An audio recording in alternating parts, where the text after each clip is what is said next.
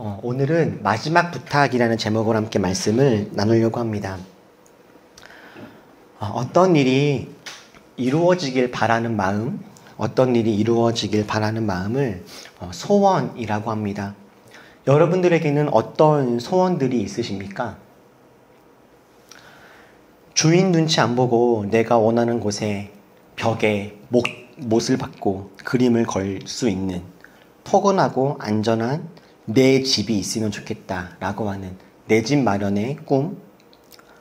더 이상 돈 때문에 일하거나 돈을 벌기 위해 살아가는 것이 아니라 돈 걱정도 안 하고 내가 하고 싶은 의미 있는 일을 하면서 살고 싶다라는 경제적 자유에 대한 소원. 사람들에게 더 많은 사랑과 인정을 받고 싶다라고 하는 그런 소원. 내가 좋아하는 사람이 그 사람도 나를 좋아해 주고 그와 사랑을 나누고 싶다라고 하는 소원. 또는 진짜 유명하고 맛있다고 소문난 집에 가서 근사한 저녁을 한번 먹고 싶다라고 하는 그런 소박한 소원까지 우리 안에는 크고 작은 다양한 소원들이 있습니다. 그런데 여러분들 안에 있는 그 소원들이 지금 이미 이루어졌다라고 한번 생각해 보세요. 상상해 보십시오. 내 집이 생겼다. 내가 진짜 갖고 싶었던 차가 생겼다. 내가 진짜 원하던 학교나 직장에 들어가게 되었다. 고시에 합격했다. 상상해 보시면 여러분 얼마나 좋으시겠습니까? 꿈이 이루어졌습니다.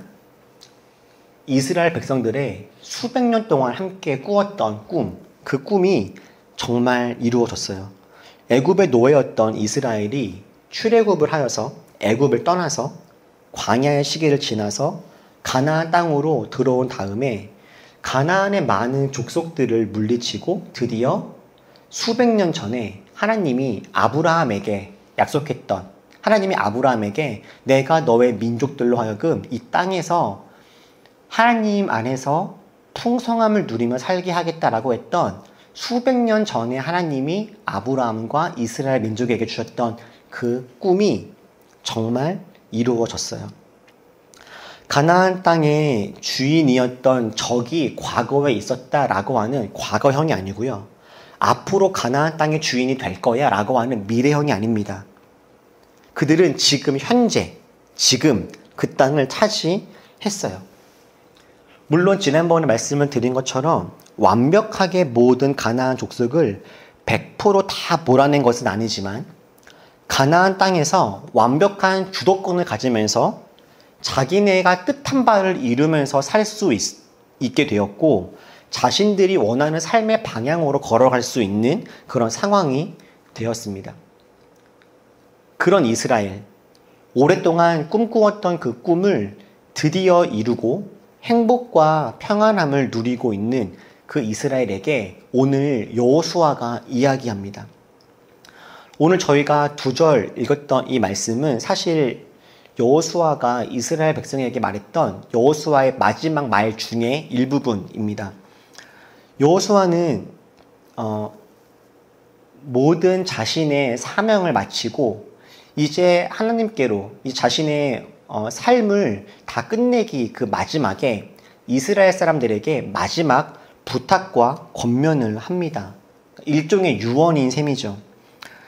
가나안 땅을 다 정복하는 과정에서 여호수아의 세월 역시 훌쩍 지나버렸습니다.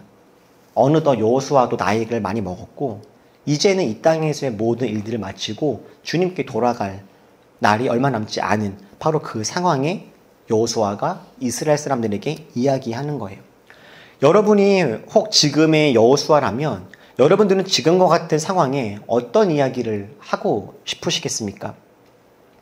한평생 열심히 노력해서 이스라엘을 이끌었고 그 이스라엘이 드디어 가나안 땅의 천 지역에 영향력을 행사할 수 있게 되었습니다. 이제는 주님께서 여호수아에게 이야기했던 사명들이 정말 많은 것들이 이루어졌고 여호수아가 이제는 이스라엘을 봤을 때 또 자신의 삶을 돌아보았을 때 이 정도면 다 되었다라고 할 만큼 충분한 성과를 이루어 놓은 바로 이 상황에서 말이에요. 여호수아는 지금 이스라엘 사람들에게 하나님께 순종하며 모든 싸움을 잘 싸우고 결국 가나안 땅을 다 차지하게 되었던 그 이스라엘 사람들에게 여호수아가 마지막으로 하는 말은 가나안 땅을 다 차지했으니 이제는 애국과 지중해와 주변 나라들까지 다 정복합시다. 여러분, 꿈을 크게 가지십시오. 가나안 땅만으로 만족하지 마시고 이제는 더 넓은 곳을 정복할 수 있도록 우리 애를 씁시다. 그렇게 이야기하지 않았습니다. 가나안 땅을 다 차지했으니 우리 이제는 자녀들을 위해서 더 많은 것을 모아놓읍시다. 이렇게 이야기하지도 않았어요. 우리가 가나안 땅을 차지했으니 적들이 가나안 땅으로 쳐들어오지 못하도록 이제는 성벽을 쌓고 대비를 잘합시다. 이런 이야기를 하지도 않았습니다. 여호수아는 자신의 삶의 마지막으로 이스라엘 백성에게 이야기하는 이 시간, 이런 말을 남겼습니다. 함께 읽었던 말씀처럼 이렇게 말씀하셨으니 당신들은 이제 주님을 경외하면서 그를 성실하고 진실하게 섬기십시오. 당신들은 이제 주님을 경외하면서 주님을 성실하고 진실하게 섬기십시오. 여호수아가 가나안 정복이라는 위대한 목표를 달성하고 평화를 누리고 있는 이스라엘 사람들에게 자신의 모든 사명을 마치고 인생의 마지막 순간에 했던 이야기는 또 다른 멋진 도전이나 더 큰 꿈과 더 큰 사명에 대한, 더 큰 비전에 대한 그런 이야기가 아니었습니다. 여호수아는 어쩌면 이스라엘 사람들이 너무나도 잘 알고 있을 뻔하고 뻔한 이야기를 합니다. 이젠 정말 주님을 잘 경외합시다. 정말 주님을 성실하게 잘 섬깁시다. 주님을 정말 진실하게 따릅시다. 이렇게 해요. 설교라고 말하기에는, 마지막 유언이라고 말하기에는 너무나 특별하지 않고 너무나 익숙하며 심지어는 어떻게 봤을 때에는 조금 식상하기까지 한 그런 메시지를 여호수아는 마지막으로 하고 있는 거예요. 저 역시도 오늘의 말씀을 준비하면서 고민이 많았습니다. 여호수아가 그 인생 마지막에 모든 것을 다 이루고 꿈을 다 이루었던 이스라엘 사람들에게 했던 말치고는 너무나 식상하거나 너무나 당연한 이야기를 하고 있는 것이 아닌가라는 생각이 들었기 때문이에요. 저도 여기서 함께 예배하시는 여러분들에게는 이런 이야기 하기가 참 부담스럽다라는 생각이 들어요. 왜요? 너무나 익숙하고 너무나 자주 들었고 너무나 당연한 이야기다라는 생각이 들기 때문에 그렇죠. 그럼에도 불구하고 여호수아가 이스라엘 사람들에게 자기가 이야기할 수 있는 마지막 그 기회에 주님을 잘 섬기십시오. 주님을 진실하게 잘 따르십시오. 라고 하는 어쩌면 너무나도 당연한 이 이야기를 했던 데에는 그럴 수밖에 없었던 이유가 있기는 했습니다. 분명 가나안에 입성할 때, 여리고성을 정복하고 아이성을 정복할 때, 그리고 가나안 땅을 하나씩 하나씩 정복해 가는 동안에 이스라엘은 하나님을 이미 알았고 이미 잘 믿고 따르고 있었습니다. 지금도 여호수아가 이스라엘 사람들에게 하나님을 잘 믿고 섬기십시오 라고 말하고 있는 이 순간에도 이스라엘 사람들은 이미 하나님을 믿고 섬기고 있었습니다. 이스라엘 사람들은 오랜 시간 동안 가나안 땅에 들어온 그 이후에도 계속해서 때가 되면 제사를 드리고 예배를 드리고 하나님이 말씀하신 율법들을 지키면서 이미 살아왔습니다. 그런데 시간이 지나면서 이스라엘 사람들에게 한 가지 다른 모습들이 보여졌어요. 이스라엘은 하나님을 섬기고는 있지만 하나님과 함께 필요에 따라 다른 우상들도 종종 섬기면서 살았던 겁니다. 하나님을 떠난 것은 아니지만 하나님을 섬기면서 때로는 바알을 섬기거나 때로는 아세라를 따르기도 합니다. 하나님을 믿고 섬긴다라고 말도 하고 때가 되면 필요한 율법들을 지키고 있으면서도 또 자신들의 또 다른 필요에 의해서는 또 다른 우상들, 가나안 땅의 문화들을 따라가면서 살아가고 있었던 거예요.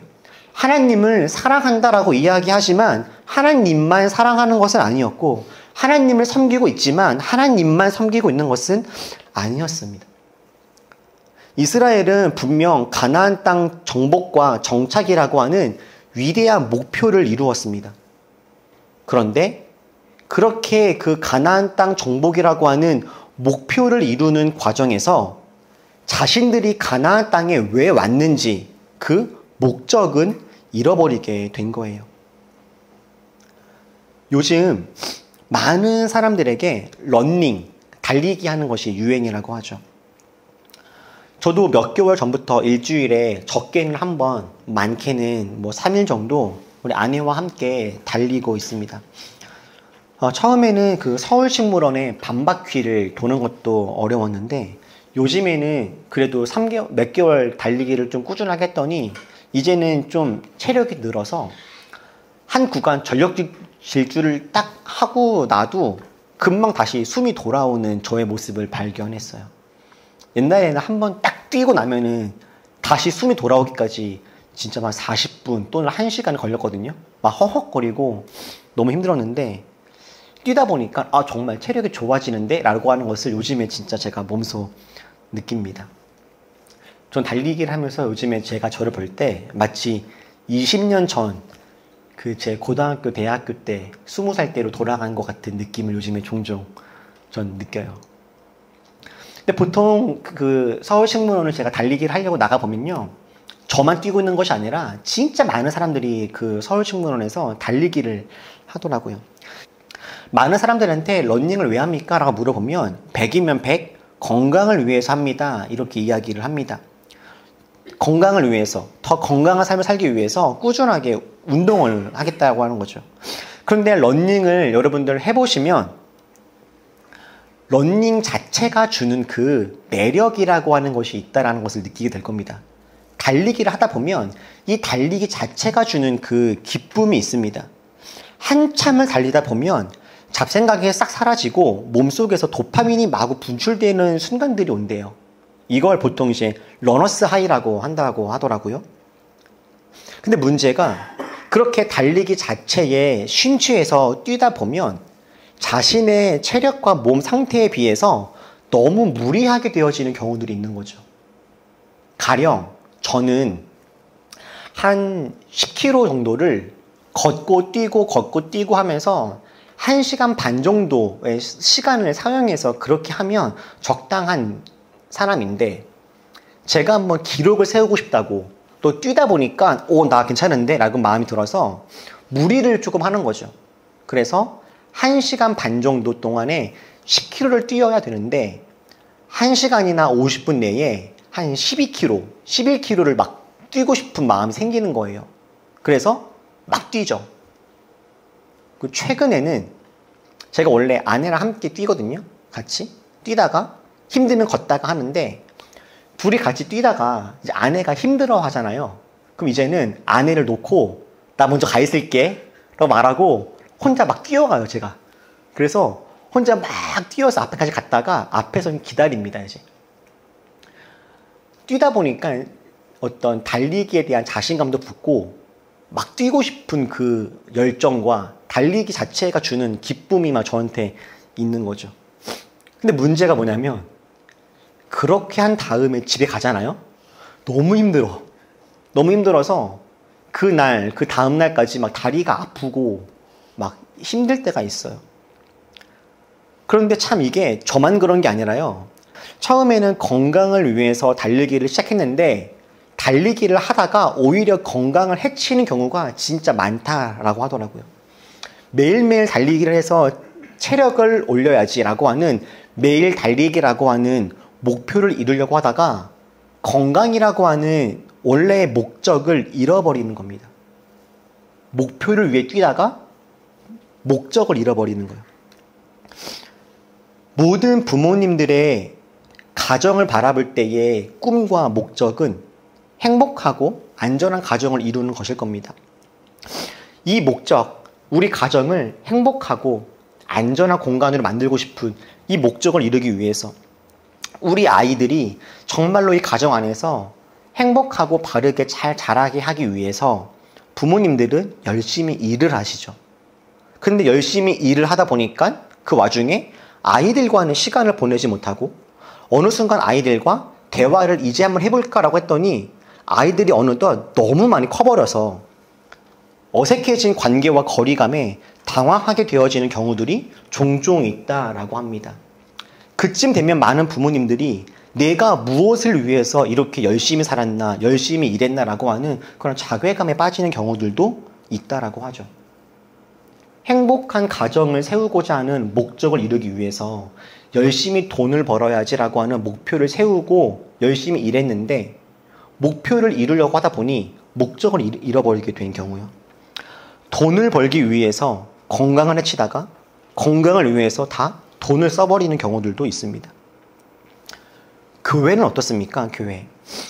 하나님께서 기뻐하실 만한 공동체, 하나님이 원하는 사역들을 하기 위해서 사람들이 모입니다. 교회의 가장 큰 계명, 가장 큰 목적, 존재의 이유가 무엇입니까? 교회의 존재 이유와 목적. 하나님을 사랑하고 이웃을 사랑하기 위함일 겁니다. 이것보다 더 크고 중요한 목적은 없습니다. 그렇게 사람들이 모여서 하나 둘 크고 작은 목표를 세웁니다. 하나님께 기쁨이 되어지는 교회를 만들어야지라고 하는 목적을 가지고 그 목적을 이루고 싶은 목표를 세우죠. 가령 우리 올해는 100명을 전도합시다. 40일 동안 금식합시다. 1000만 원을 모아서 후원합시다. 성탄절날 발표를 합시다. 이런 크고 작은 목표들을 세우죠. 우리 점심에는 국수를 끓여서 사람들과 함께 나눕시다. 이런 목표들을 세워갑니다.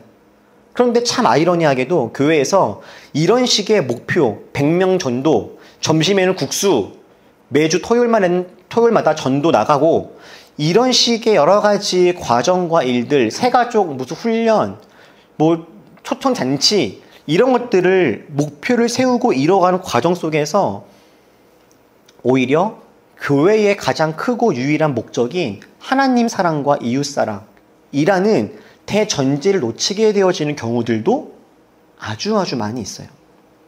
목표를 이루기 위해서 편법을 쓰고 불의를 눈 감고 싸우고 다투고 시기하면서 그렇게 목표를 이루기 위해서 목적을 잃어버리는 일들이 너무나 많이 있죠.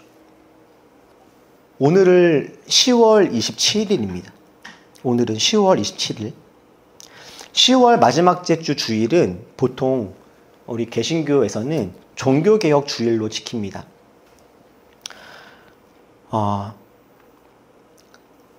당시에 주류 기독교였던 카톨릭에서 잘못된 교리를 만들어서 돈을 받고 면죄부를 판매할 뿐만 아니라 성경을 이용해서 종교 지도자들이 자신들의 이익을 취하는 등 신앙이 엄청나게 많이 왜곡되어져 있는 그때 잘못된 것들을 다시금 바르게 세워가자라고 하는 개혁운동이 일어났어요. 우리가 잘 알고 있는 루터, 칼빈 이런 사람들을 중심으로 종교 개혁을 이루게 되었습니다. 그리고 그때를 기점으로 해서 지금 저희와 같은 개신교회가 세워지게 되었죠. 잘못된 것을 바로잡고 건강한 신앙생활을 하자라고 하는 것이 종교개혁의 본질이며 모토입니다. 그리고 그것으로 인해서 생겨난 것이 저희들이니 저희들에게는 종교개혁 주일이 참으로 중요합니다. 저희 개신교는요. 개신교는 우리가 신앙생활을 해나갈 때 잘못된 것이 있으면 바로잡자. 신앙생활의 본질을 우리가 붙잡자. 하나님이 진짜 우리에게 원하시고 중요하게 여기시는 것이 무엇인지를 고민하고 그것을 우리가 지키며 살아가자라고 다시 한번 재결단한 사람들이 저희 개신교회 교인들이에요. 그리고 그것을 기억하고 기념하자라고 하는 이 종교개혁 주일, 지금 이 시간에 지금 광화문에서는 수만 명 또는 수십만 명의 그리스도인들이 모여서 집회를 하고 있습니다. 몇 개월 전부터 이 집회와 이 날의 이 모임이 아주 많이 광고가 되고 있고 회자가 되고 있었죠. 처음에는 이 집회를 주최하는 분들은 200만 명이 모였으면 좋겠다라는 목표를 세우고 집회를 기획했고 진행하고 이 한국교회의 아주 중요한 교단들, 교회들이 이 모임에 참여할 수 있도록 독려하고 했었죠. 이분들이 광화문에서 200만 명이 모이기를 바라는 이유는 차별금지법 금지를 위한 기도회를 하고 싶다라는 것이었습니다. 차별금지법을 막기 위한 집회를 하는 것이죠. 사실 지금 22대 국회에서는 차별금지법이 발의도 안 됐거든요. 근데 발의되지 않은 법을 막자라고 모여 있는 상황이에요. 이분들은 차별금지법이 통과되면 이 나라에 동성애자가 넘쳐나게 되고, 그렇게 되면 나라와 교회와 가정이 무너지게 될 거라는 걱정을 하고 있습니다.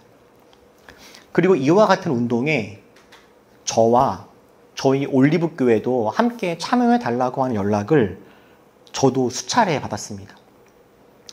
저희 올리브교회가 속해 있는 기독교 대한 선결교회도 총회 차원에서 이 집회를 지지하고 함께 나가기를 권면하고, 그래서 이 목사님들 안에서도 어느 교회가 가니, 몇 명 가니, 이런 연락들이 오고 가고 있는 상황이에요.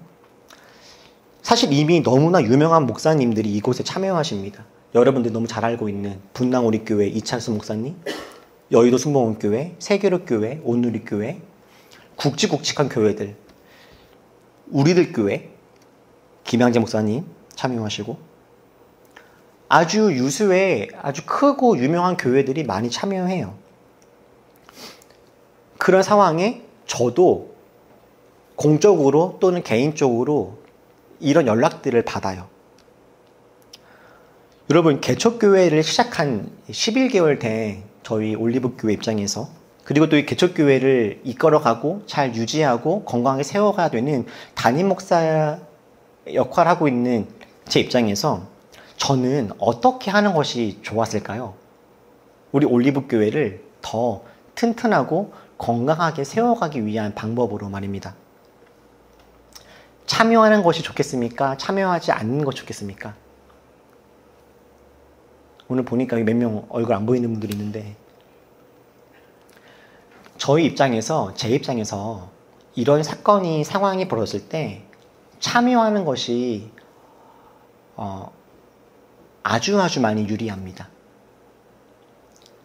저희 올리브교회는 아직도 많은 분들의 후원으로 교회가 잘 유지되고 있는 상황이에요. 저희 올리브교회를 후원하시는 분들 중에서는 지금 광화문에 나가 계신 분들이 여러 명 계실 겁니다. 제가 만약에 그분들에게 저는 동성애자를 반대하는 것에 반대합니다. 차별금지법을 반대하는 것을 반대합니다. 라고 저의 의사표시를 정확하게 하면 아마 당장 후원을 끊으실 분들이 몇 분 계실 겁니다. 그리고 그것은 저희 올리브교회가 잘 유지되어지고 이렇게 예배하고 나아가는데 사실 무시하지 못할 만큼의 영향력이에요. 그래서 저도 고민이 많이 됩니다. 어떻게 해야 되나? 그런데 여러분, 우리가 교회를 시작한 이유가 무엇입니까? 상식이 통하는 교회를 만들고 하나님을 기쁘게 하고 세상을 아름답게 하기 위함이 아니겠습니까? 올리브교회를 유지하기 위해서는 주류 큰 교회와 함께하고 그들의 목소리에 힘을 맞추고 그들이 하는 것에 함께 동참할 때 훨씬 더 많은 사람들이 모이게 될 겁니다. 그런데 저희는 그렇게 교회를 유지하고 싶어서 교회를 개척한 것이 아니죠.